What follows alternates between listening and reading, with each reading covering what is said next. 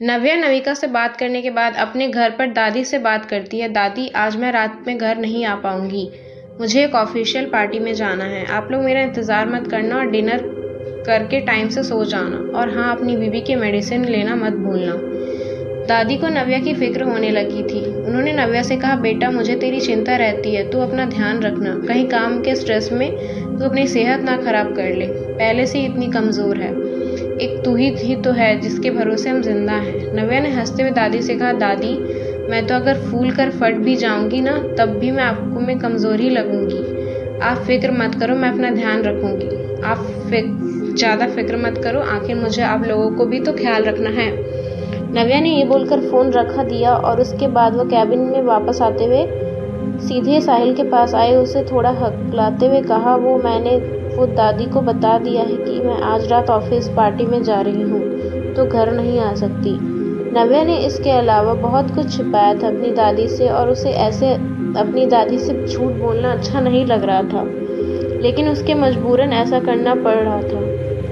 शाम होने लगी थी और साहिल की नज़रें आज बार बार अपनी कलाई पर बंधी हुई घड़ी पर जा रही थी। साहिल ने एग्जैक्ट 7 बजे नव्या की तरफ इशारा करते हुए कहा, let's pack your things, we have to leave. Navya तो साहिल के गुस्से से पहले ही घबरा रही थी और अब उसे रात साहिल के घर में उसके साथ ही बितानी थी, जिसको सोचकर उसको और भी ज़्यादा टेंशन हो रही थी। उसे लग रहा था कि पता नहीं साहिल के दिमाग में क्या चल रहा होगा जो उसने उसे अपने साथ रुकने के लिए कहा।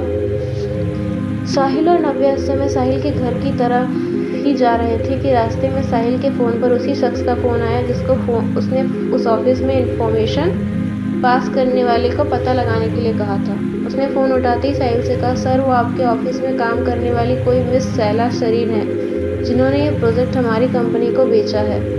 साहिल के लिए यह सच में एक बहुत ही बड़ा शौक था कि शैला ऐसा काम कर सकती है, लेकिन अब तो सच में उसके मोबाइल पर वो प्रूफ्स आ चुके थे जिससे पता चल रहा था कि ये काम शैला का ही है। साहिल के चेहरे पर एक सेटिस्फैक्शन वाली मुस्कान थी कि इसने आखिर उससे एक धोखेबाज का पता लग ही किया। नव्या पूरे रास्ते चुप्पी साधे ही बैठी थी। साहिल की बातें उसने भी अपने कानों से सुनी थी, लेकिन उसने साहिल से बात करने की हिम्मत नहीं हो रही थी।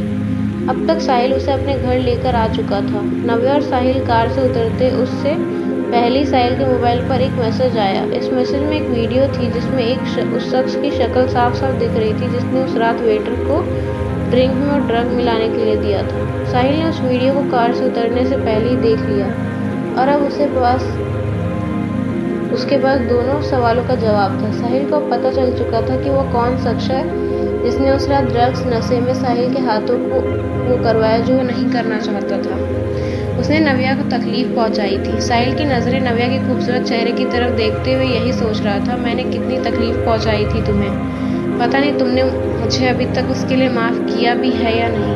असल में अगर वो चाहती तो इस शादी का फ़ायदा उठाकर मुझसे साया बनकर सबके सामने आ सकती थी, लेकिन उसको अपने आप से ज़्यादा बाकी सबकी फिक्र है। इतने बड़े एम्पायर के मालिक की बीवी होते हुए भी नव्या एकदम सिंपल लाइफ जी रही थी। सच में मैं इस समय ये सोचते हुए साहिल को अपनी नव्या पर ही और भी ज़्यादा प्यार आ रहा था। साहिल कार से बाहर आया और उसने आकर नव्या की साइड का डोर खोला। इतना ही नहीं, उसने अपने हाथ आगे बढ़ाए नव्या के हाथ को थामने के लिए। नव्या ने संकोचाते हुए साहिल का हाथ थाम लिया। साहिल अब उसके हाथ को अपने हाथ में होल्ड करते हुए उसे घर के अंदर ले जा रहा था। नव्या के चेहरे पर बेचैनी और घबराहट दोनों ही थी इस समय।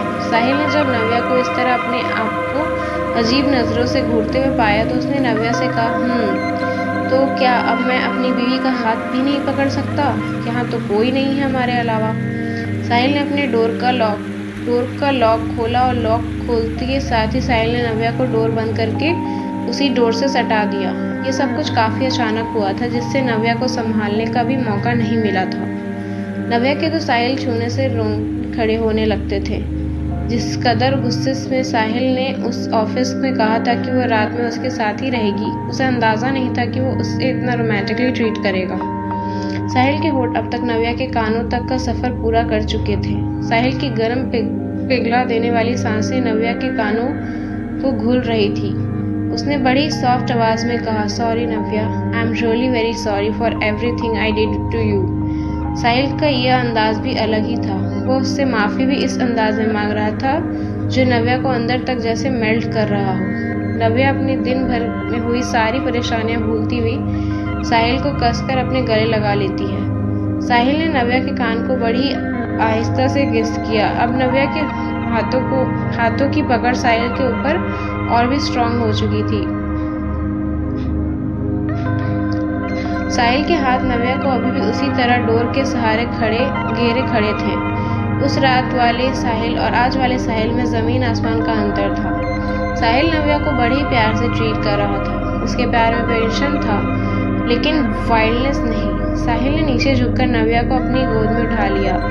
उसका इरादा सिर्फ कुछ रोमांटिक मोमेंट्स नव्या के साथ जीना था, ना कि इंटीमेट होने का। साहिल के कदम नव्या को अपनी गोद में लिए ऊपर सीढ़ियों की तरफ बढ़ रहे थे।